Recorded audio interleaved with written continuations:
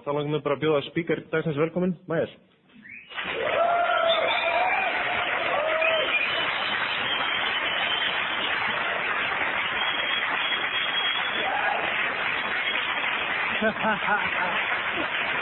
Yeah, buddy. Golden Diamond. I think I just called you a fish head or something. I'm not sure. I got this little Icelandic phrase book, and I've been carrying it around for 3 weeks studying this stuff, and I'm always afraid that I'm going to say something offensive, and so I just leave it in my pocket like this. But anyway, I'll walk out there on the limb some. For guys I haven't met, my name is Myers Raymer, and I'm an alcoholic. I took my last drink on January the 15th, '88, and there was a lot of people in my life that was real glad that I did. I have to say now, I'm afraid I'll forget at the end of this deal, I cannot tell you how blessed we are to be here and what a true experience it's been. Peter and these guys at the Sober House and these, it's a weird deal. I don't experience this very often. I can only think of one other time in my whole life that I've ever experienced this stuff. We've been here for 3 days, and I told Chris this morning, I said, I'm going to weep leaving here. I have met so many cool people who were doing the deal, who I felt instantly connected to. Within the fellowship, we're always supposed to feel that way, but the truth of the matter is that oftentimes it takes time to get to know somebody and this kind of stuff. Buddy, I just want to pick all of you up like this and carry you back to Texas. I do. It would just be a little crowded in the plane, but damn, it would be great when we got there, I want to thank Peter for his talk on Friday night. Smooth Peter, we're going to call him. What a succinct way of putting that stuff. You see, I can spend as much time floundering around as he can saying what he wants to say. This is good. And Chris last night, it's always a scream. I've heard Chris 1,000 times. I grew up with him. I got drunk with him. We got loaded together. The funny part about listening to Chris talk is this stuff. I know you guys kind of take it for granted because you just met him, but I knew him when he was a knife-wielding maniac.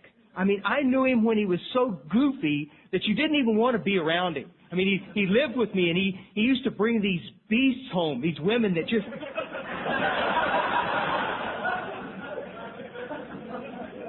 You can imagine what our household was like. I've got this wife that loves me and is getting very nervous around my alcoholism, and Chris is living with me, and he's full blown in his alcoholism, and I've got this little daughter that's 4 years old, and she's all freaked by the whole deal, and I mean the place is just a nut house, and to see the way things are today, it's an amazing deal. It's a deal in contrast of where we were and where we are now.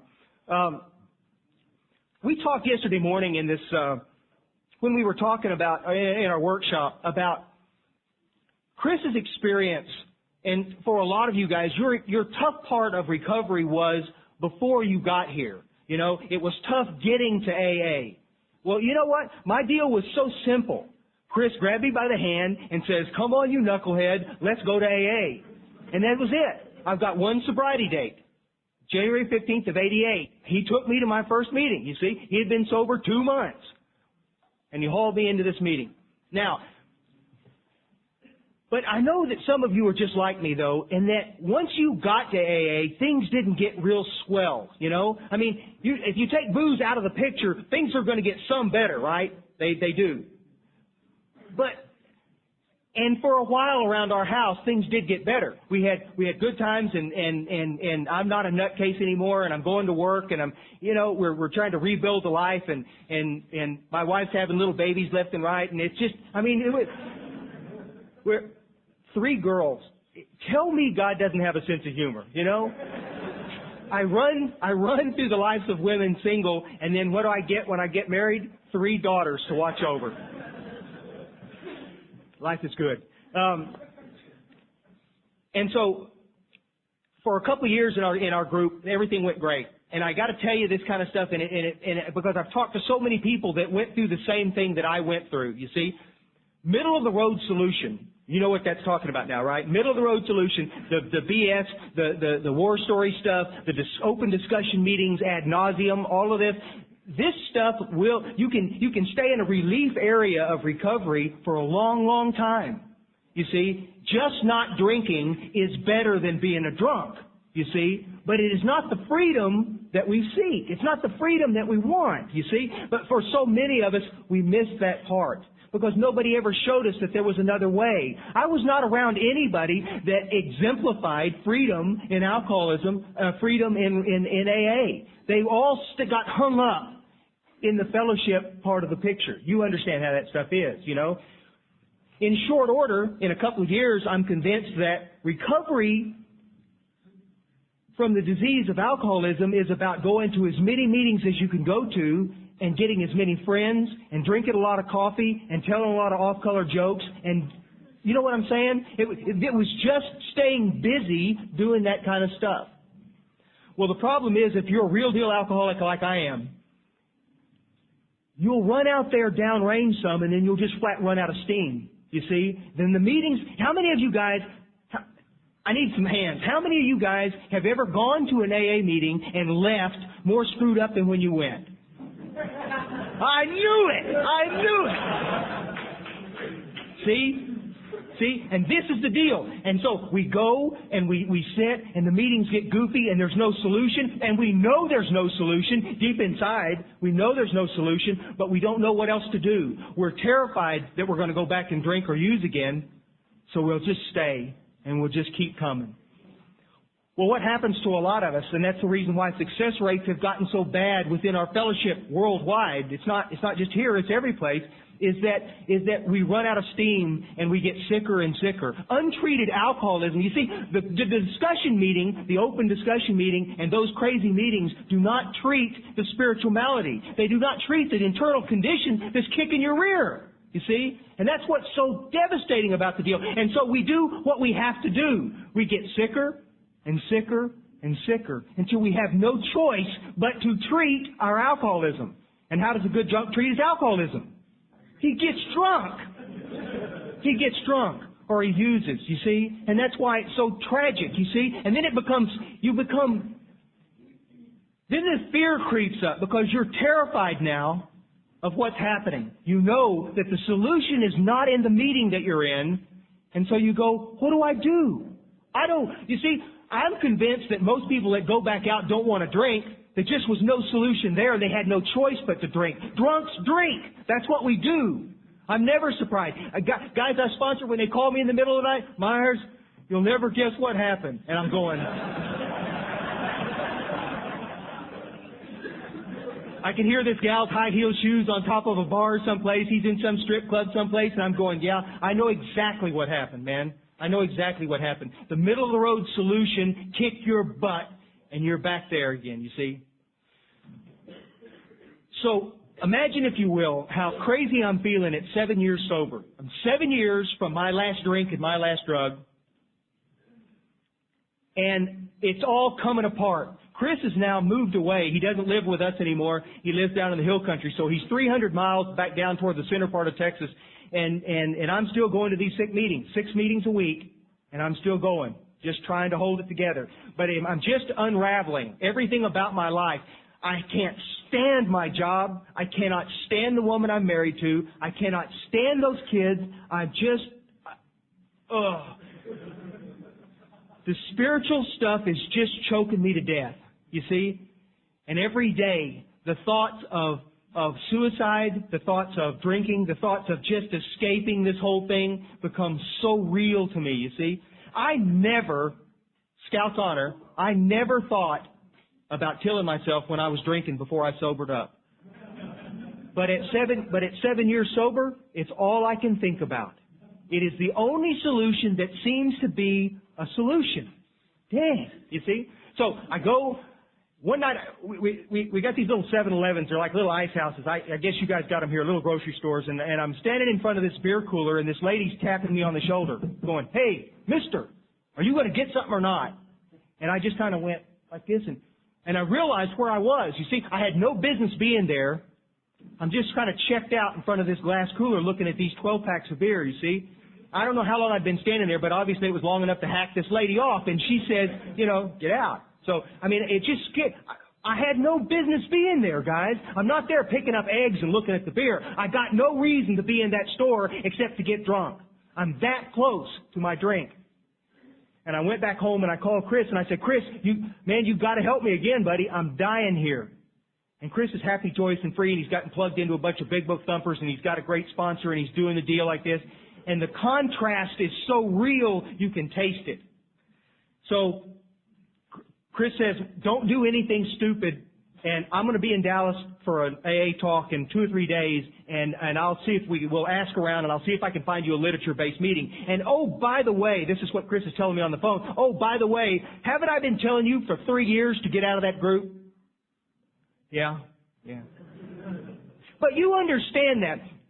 Everybody in here that's sobered up in a group, you understand what that allegiance is to that group. You feel so tied to those people. They're your friends. They're your buddies. They know everything about you. You love these men and women, and you cannot stand the thought of leaving and going someplace else. You see? Even if you know you're dying. That draw is so strong. Well, I got to look here a second, see. I didn't notice what time I started, and I don't want to talk over. I'm so sorry. I guess I could wait for the smokers to start edging toward the door, and I know it's time. 60 seconds, click, and 13 people will head that direction. So this is what happens. I'll make it quick. Chris comes to town, and he gets hooked up with this group of big book thumpers. And Chris calls me, and he says, buddy, I got the guy. Go see this man. I'm going, well, Chris, I'm kind of busy, and I'll just... Chris says, let me get this straight. A week ago, you're suicidal, and you think you're going to check out, and now you're telling me you're too busy to go call this man. Well, screw you. You see? I mean, it's kind of like that. And he says, here's his name and telephone number. Do what you want to do. Well, I go see this guy, and I knock on his door, and the door opens, and here's this crusty old guy standing there, and he looks at me, and he looks down, and he looks back up like this, and he goes, where's your big book?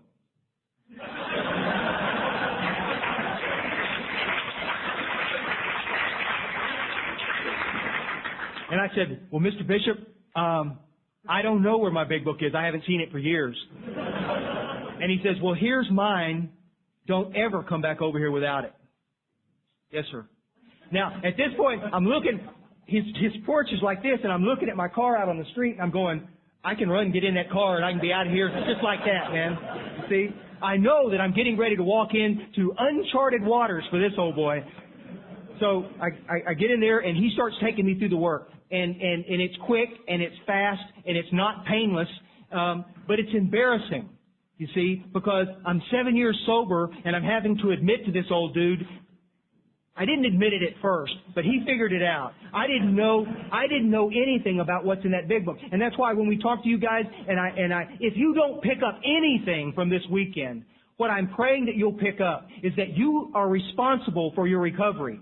The book tells us that we placed ourselves beyond human aid. It's true. Your group's not going to keep you sober. Your buddy's not going to keep you sober. Your sponsor's not going to keep you sober.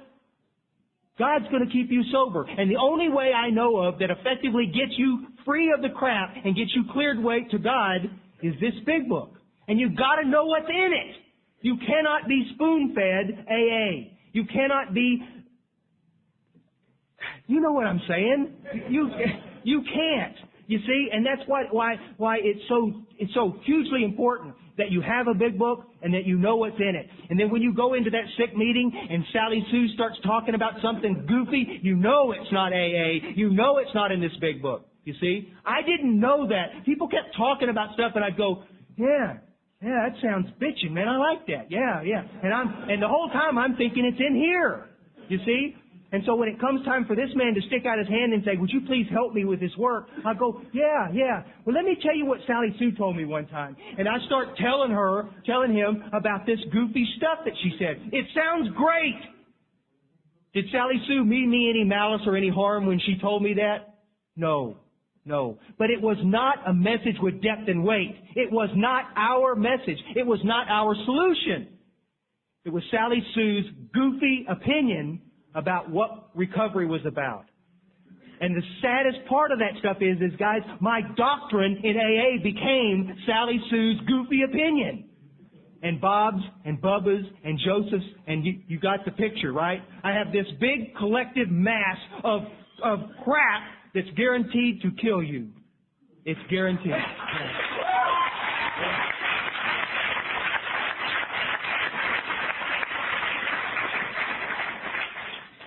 So in its basic form, what this big book is a bullshit sifter. It is.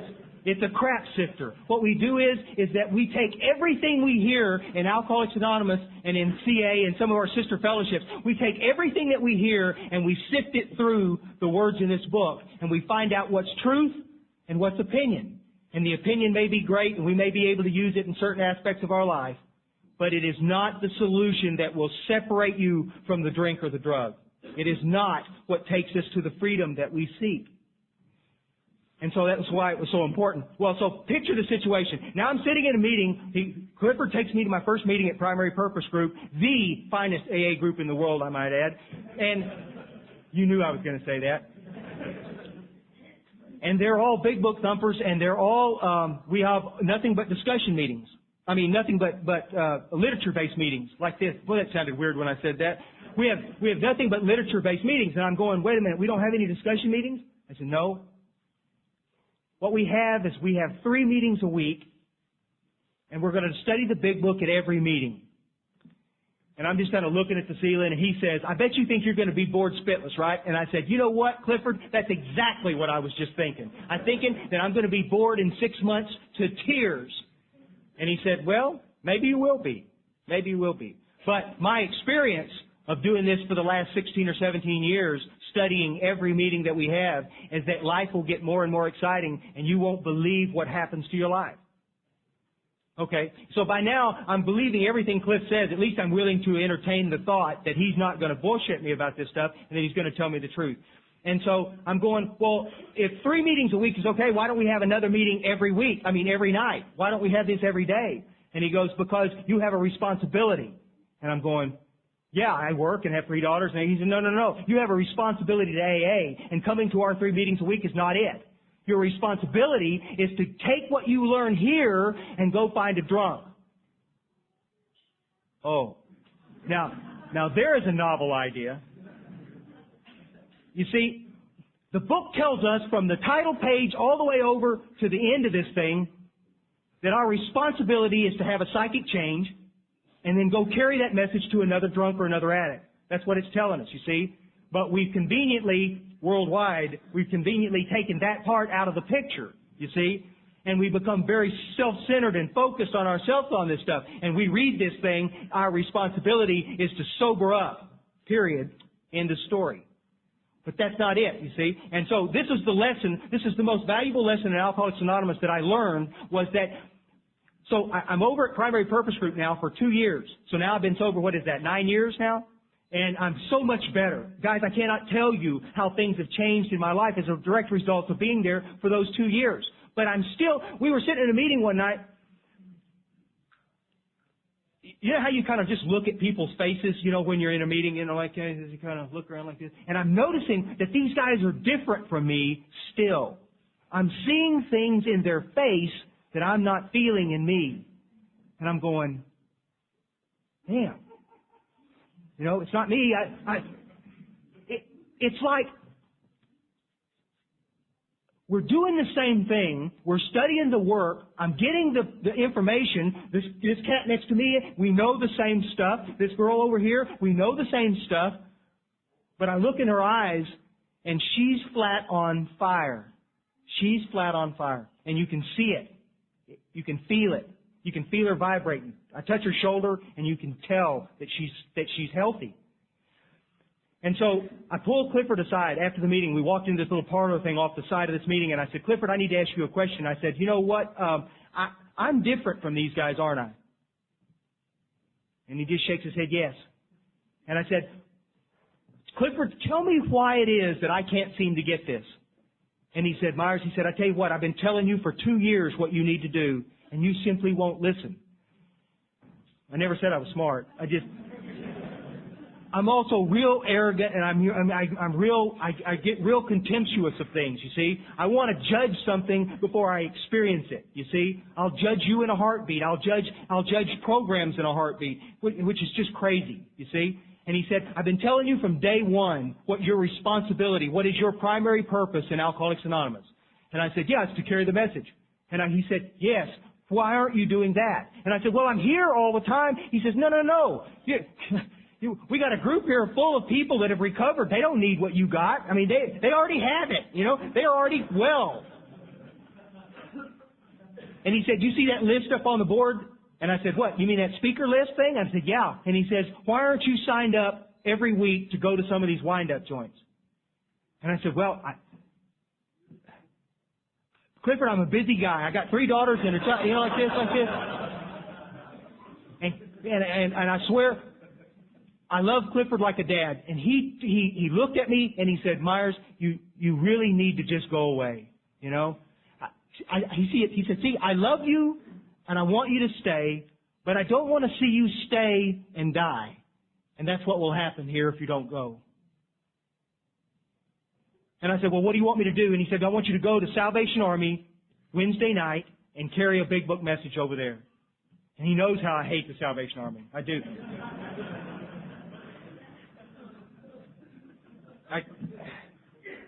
I'd rather talk anywhere than the Salvation Army. I love it now. I go every Sunday night to the Salvation Army. I love it now. But in those days, it's the sea of black men we just can't seem to, it's just, I'm judging them and they're judging me and it's just a nightmare and stuff. So I said, okay, Clifford, if that's what it takes, I'll go. Now, the reason I'm telling you this stuff here, guys, is because this is the path that every one of us walk. Everybody that picks up a big book of Alcoholics Anonymous, everybody that's in a fellowship of CA or NA is faced with this dilemma. I'm excited as I can be to be sober. I am filled with gratitude about being here. Gratitude is an action word, guys. And the thing about it is that the smiles I see here will not last if you don't carry this message. It will not. It will not.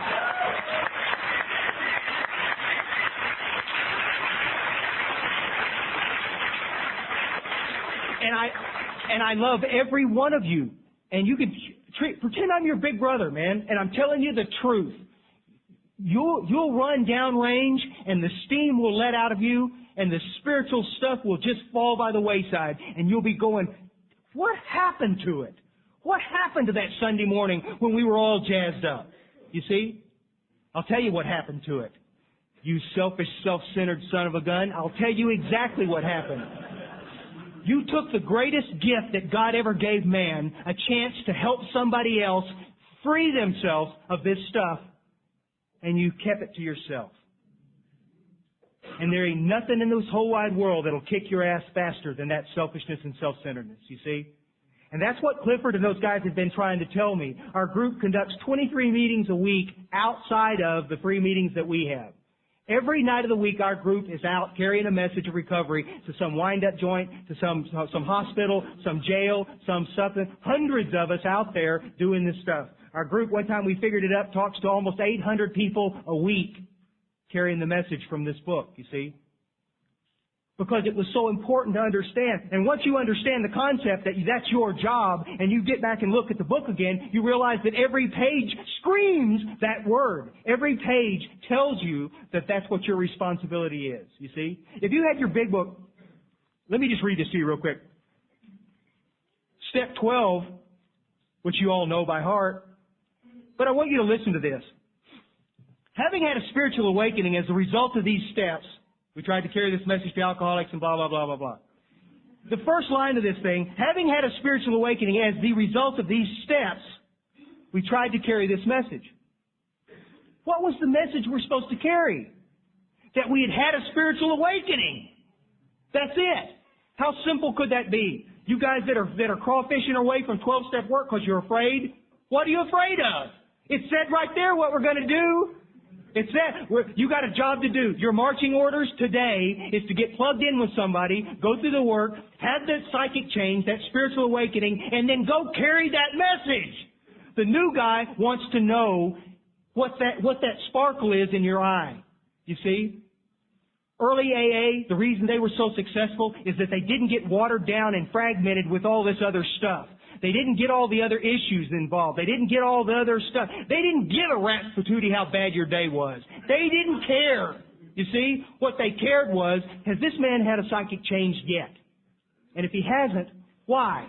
That's what we want to know. When I'm working with guys that I sponsor, God bless every one of them, when I sponsor those guys, I only want to know two things. How much time did you spend with God today?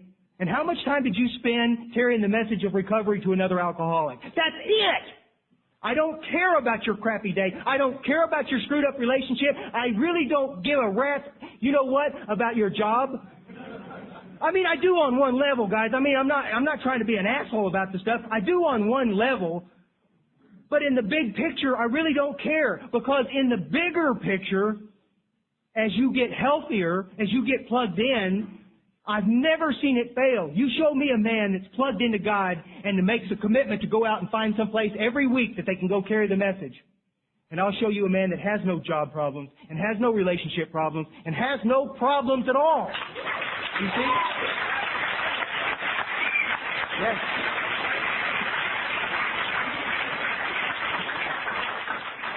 I'm not making light of the problems, guys. Scout's honor. I'm not making light of them. I understand life looms large and things get complicated and some of our lives get really tore up at times. But the book keeps telling us over and over and over again that if we'll submit to a simple program of action, that God will solve all of our problems and not just the booze and not just the drugs. You see? It's an amazing thing to see. The two common threads that runs through our big book are willingness and action. And look at how many times those themes are repeated in the book as you read through there. We know you're here today. We assume that everybody here wants to take the necessary action. We know that you're willing because you're here. You see? What separates the men from the boys, what separates the people that get hung up in the fellowship and those that are willing to get involved in the program is this thing about action. It's an amazing thing. I'll go talk to a group in Dallas, not mine, but I'll go talk to another group in Dallas, and afterwards, and I'll talk about this same stuff. I'll talk about how important it is to get commitments and to go out and to carry what we know to be the truth to somebody trying to recover. And afterwards, I'll have 15 men come up afterwards and say, "Can you tell me where you go to carry the message?" And I got a list. I carry it with me. I said, "Here it is. There they are. All the places that we go, here are the times, here's my telephone number, call me and we'll go." Well, when do you go next? Well, this is Monday night, we go Wednesday night. I go to a place called Homeward Bound, which is a Skid Row wind-up joint on Wednesday night. Have been for 6 years. And I say, "Come with me." And they go, "I've heard it 1,000,000 times." They go, "Well, you mean this Wednesday?" "Oh, well, and there it is, and I'm going, yeah. Have a nice life, you prick. It just drives me to distraction. You see, what we do is we walk lockstep right up to the point to where the freedom is, and we stop, just like this. You see, everything you want in life, everything you dreamed of in life, everything your wife wanted, everything your daddy and mama wanted, everything you wanted is right there. And we stop. Just short of it. You see? Damn it. And I keep wanting to reach out and grab them and jerk them through, and they won't come. You see? You have to understand. Freedom in this deal is like a big old fire, right? I'd love a fire today. God dang. It's like a big old fire. It's like, and everybody within the fellowship is dancing around the outside of the fire. But in order to be free, you have to go through the fire. And yeah, it's weird in there, but when you come out the other side, you're completely changed. Completely changed. You see? Go through the fire. Do what you have to do to go through this stuff. Study the book, have that psychic change, and then go through. You see? And once you're on the other side, you'll go, son of a bitch, this is the coolest stuff I've ever experienced. And you'll get, we'll talk about that.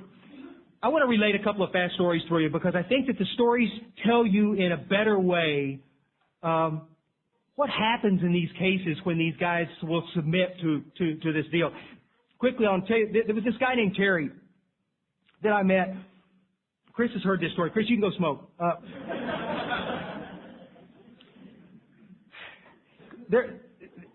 Terry was a street guy in Oak Cliff. Oak Cliff is a kind of a real rough area of Dallas, and he was living on the street, and he was sleeping in the back of a pickup truck that somebody had left on the side of the road in the middle of the summer, and the bugs had eaten this guy up, and he had just a pair of shorts on. That's all he had, and he was drunk, and a gang, a bunch of hoods, found him one night laying in the back of this pickup, and they drug him out of the back of this pickup by his ankles, and his face was the first thing that hit the ground. So imagine, if you will, I'm talking at this treatment place, and I'm standing at this little podium thing like this, and I got these guys out here, and I'm looking across at these faces of these busted up drunks, and I look over here, and here's Terry with this red hair sticking up like this. It looks like a gerbil had licked it all out of place. It was just kind of like this, and his face is all bloodied like this, and his teeth are gone. And the guy just looks like a mess, and I'm thinking, all right, I'm not that healthy. In my arrogance, I'm thinking, God, don't let that man ask me to sponsor him. He was just so scary looking. I mean, he just, well, you guessed it. God had better plans and other plans, and afterwards, this man makes a beeline to me, and he says, I'm going to die if I don't get some help, and it sounds to me like you know what you're doing. Would you carry me through this work? And I said, yeah.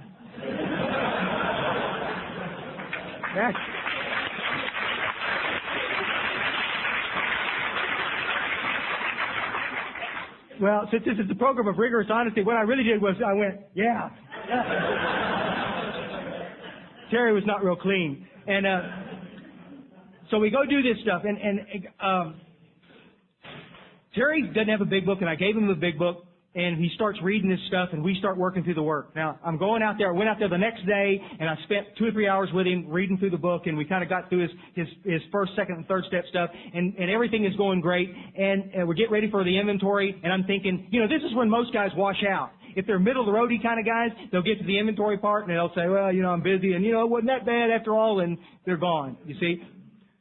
Terry calls me 2 days later, and from the treatment place, and he's got his inventory done, and he wants me to come do it. And I'm going to tell you the truth. I'm going, damn, this is one I hoped would wash out, because he's just so unlovable. So we get out there. I used to do these fifth steps. I did hundreds of fifth steps in this park out there. By the way, I got to tell you, one of these times sitting out there, I'd always sit out there, and on days when it was cold, we'd sit in my truck and hear this cat's fifth step. And one day I looked up in the rearview mirror, and there was a police car behind me. And I'm watching him, and we're there for like 2 hours, and this police car is still sitting behind me like this. And finally, I can't take it anymore. I said, hey, bud, just hang on just a second. This is not Terry in the car. This is somebody else. And I get out and I walk around, and I asked that policeman, I said, is there a problem? And he said, we don't know. We're just trying to figure this stuff out, You guys, you're always out here with these guys, and you're always sitting in your truck for a long time, and we can't figure it out. I'm going,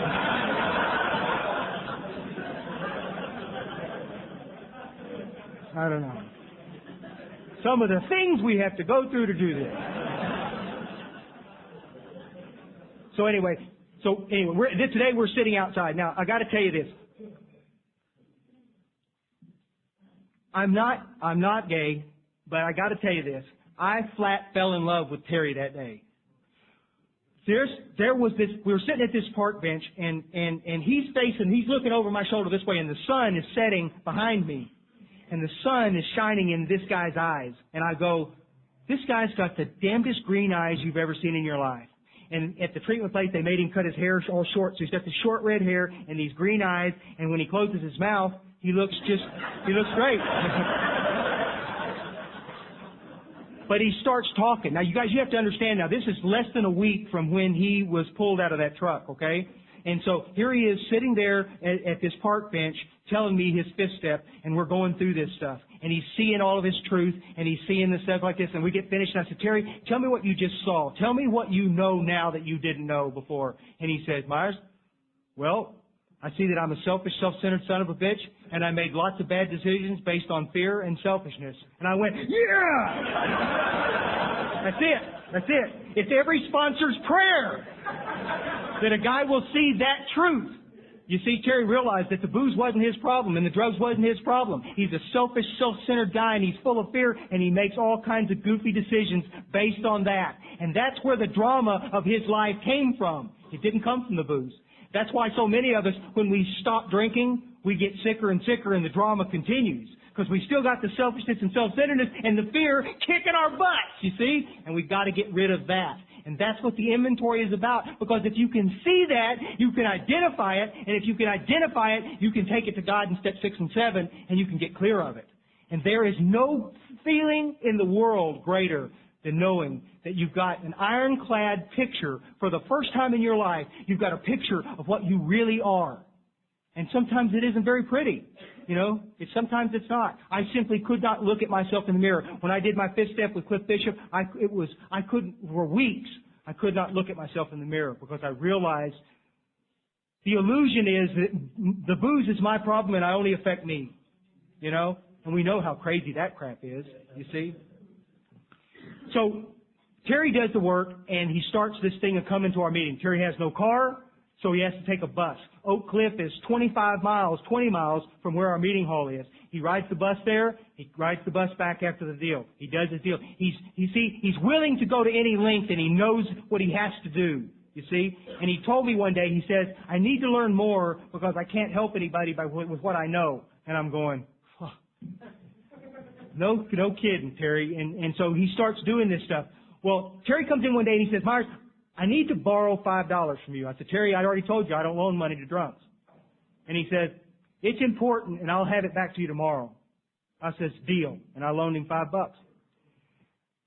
The next day when he came in, he had a bucket and a little squeegee and a little towel, and he dropped it off by the front door, and we had our meeting. And after the meeting, he starts heading out toward the bus, and he's got this bucket and this little squeegee and this deal. And I said, Terry, where are you going?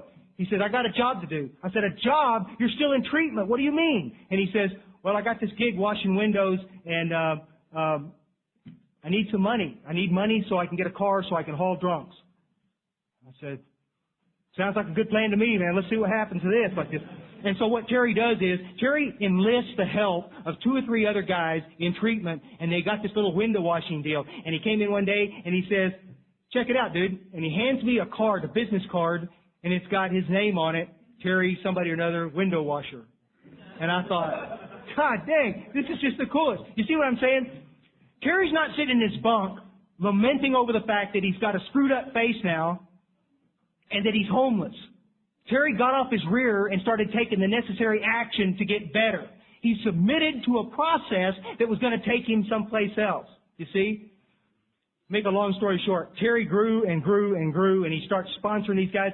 In those days, they kept those guys 90 days at Homeward Bound. And by the end of 90 days, Terry was sponsoring 5 guys. And he's got these little guys, and he's carrying these meetings, and he's chairing these stuff in the house, and he's just doing terrific. He gets out, he gets a job as a long-haul trucker. He finally gets all of his legal stuff taken care of, and he gets his commercial license back, and he's this long-haul trucker. He calls me one night, and he said, Myers, you know, you're going to think I'm crazy. And I said, no, Terry, I don't think anything you do is crazy anymore, buddy. And he goes, I want to tell you that I got to Tennessee on this long-haul trucking thing, which is way across the country from where we are. And I looked for an AA meeting, and there wasn't one. And I went, no kidding, what did you do? And I'm starting to get like a sponsor will get. I'm starting to get sweaty here. I'm going like, you know, come on, buddy, you can do this, man. And he goes, well, I went to the coffee shop, and I asked somebody if they knew anybody that was a drunk, and we started an AA meeting.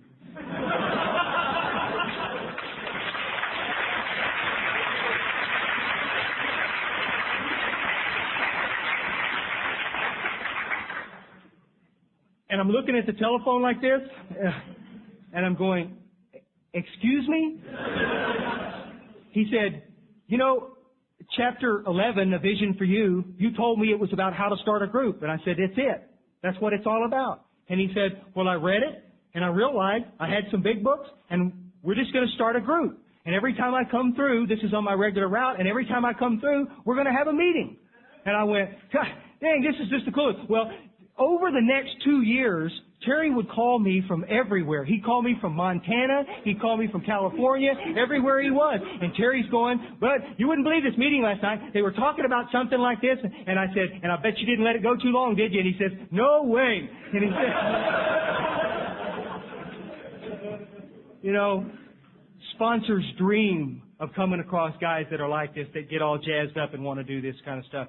Terry's living in Montana today, and he's got a wife, and he's got some little babies, and they're freezing their ass off in Montana. And go figure. But he's doing the deal and doing what he needs to do. You guys get the drift, right? You understand what the deal is.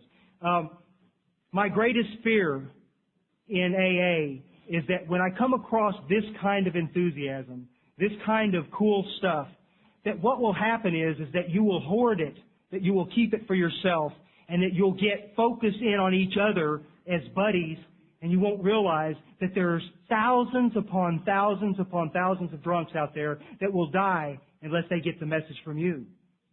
It is nothing but arrogance on our part to assume that these guys will hear about AA and that they'll get here, or that they'll hear about CA or NA and that they'll get there.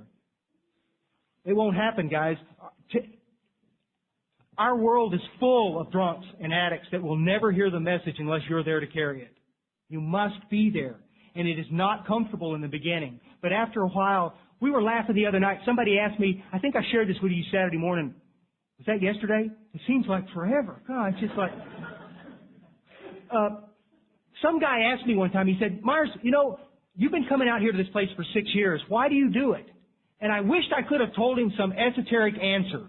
I wish I could have told him something cool. But the truth of the matter was, and I had to come to grips with it, 12-step work is the funnest thing I have ever done in my whole life. I would rather 12-step some drunk than I would anything else. There's maybe only one thing I can think in life that I like more, and we can't talk about it from the podium.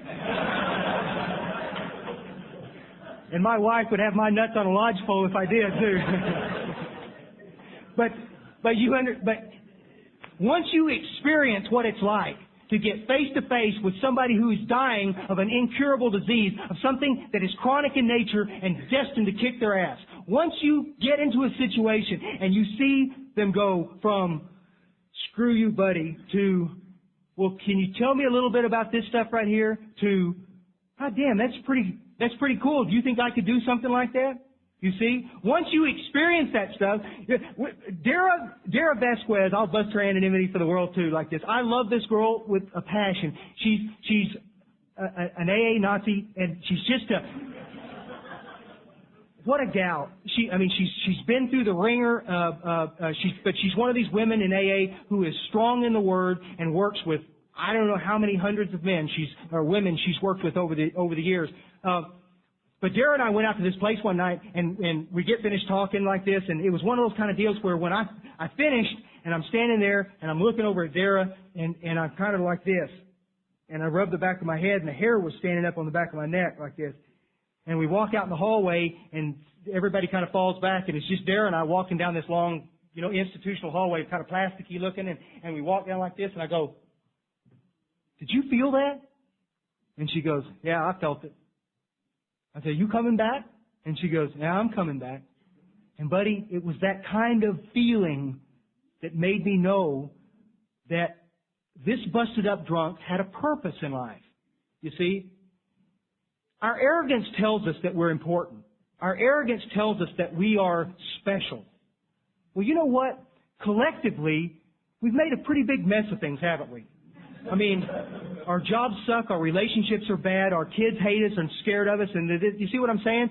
But to be able to come to grips with the fact that my solution now has taken me to a place to where I am no longer the man that I was. You see? I wanted desperately not to be a bully. I wanted desperately not to be so full of fear that I wanted to hit everybody I saw. I wanted desperately to not be able to not have to drink a beer before I went to the grocery store. You see? I wanted so desperately to be able to walk into my living room and have my kids not duck. You see? They were so... In my house, when I opened the front door, you could go 1, 2, 3, click, and you could hear the back door close. My kids would leave. You see? Because they don't know what I'm going to be when I get home. They don't know whether I'm going to be some goofy maniac that's wanting to push everybody around. You see? I'm a scrawny guy. I didn't need to tell you that. I'm a scrawny guy. And when I was a kid, I was even scrawnier. And I used to get the crap kicked out of me all the time. I hate a bully more than anything on God's green earth. There's nothing I hate worse than a bully. And yet that's what I had become. You understand? That's what I've become. A physical, I pushed my wife and I pushed my kids and I manipulated them and I yelled and I was just, you got the picture.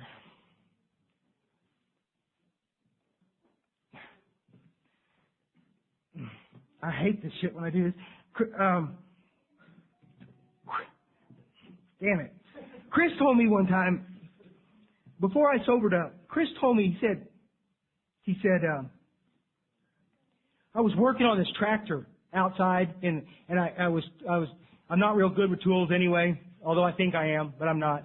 I kept dropping screws in the grass and losing them, and it was just a mess, and I was getting so furious. I'd been drinking beer all morning, and it was like 2 o'clock in the afternoon, and you know, my gut's sticking out to here, and you know how it is when you drink all day, and you're just so full you can't, and I'm trying to bend over and pick up these screws and find out what the deal is, and I'm just, you know, my head's goddamn red, and I'm just like, I want to pass out, I feel so bad. And I looked at Chris. Now, Chris has been sober for 2 months by now, and he looked at me. He didn't say, Bud, you need AA. He didn't say anything stuff. He looked at me, and with words I will never forget, he said, you know, you don't have to live like this anymore. You don't. And it was all it took, you see. I was ready to be done with it, you see. And little did I know that when I sobered up, I would be changed, and I would be new, and I would be what I wanted to be all along, you see. I got 3 little kids that when I get home tonight, I mean, they hang on me like little chiggers. They just grab hold of me, you know, like this, and it's just the coolest deal to be there. This beast of a woman that I couldn't stand to be in the room with. I just was convinced that it was just a nightmare. I adore this woman and cannot wait to be in the same room with her. I cannot wait to be there, you see. Could I do that on my own? No. I did it because I was willing to submit to a simple program of action which guaranteed that God would take care of me. And when I get up in the morning, I know that my work will be okay because God's taking care of it. I know that my family will be okay. I know that the guys that I've had the pleasure to sponsor will be okay. You see? And it is my fervent prayer. It is my prayer that every one of you guys will do this same stuff and that you will go through this and submit to that process. You got somebody giving you grief, you tell them to fuck off, okay? Do not let somebody deter you. Some old-timers wanting to take cheap shots at you at a meeting, tell them to screw off. Do not let anybody deter you from the truth that this book carries. Because the truth that it carries to you will enable you to carry a message that could save hundreds and hundreds and hundreds of lives. The coolest thing about you young bucks out here, you bulletproof guys out here doing the deal, you're 19, 20, 25 years old. God bless every one of you. Think how many hundreds of people you can help with the message that only you can carry. There's men and women I'll never reach. We don't connect. But you will. There's young people everywhere dying of this deal, and they won't listen to an old fart like me. They won't. But they'll listen to a cool dude like you. They will, you see. And for once in your life to be able to get up in the morning and sit on the edge of your bunk and take a deep breath and know that God is good and that my life has meaning today, that I have a purpose. And my purpose is to help another man on this earth. My purpose is to be out there to change lives. Could there be anything sweeter in God's green earth? I think not. I love every one of you guys. And I cannot wait to come back to this place in a couple of years. I'll come on my own ticket this time so you guys don't have to pay to get us here. But I cannot wait to see this stuff. And like Chris said last night, I am at your beck and call. I'll do anything I can to help you. I'll do anything except loan you money. I don't have any money to loan. I love each and every one of you. Thank you so much for letting us come.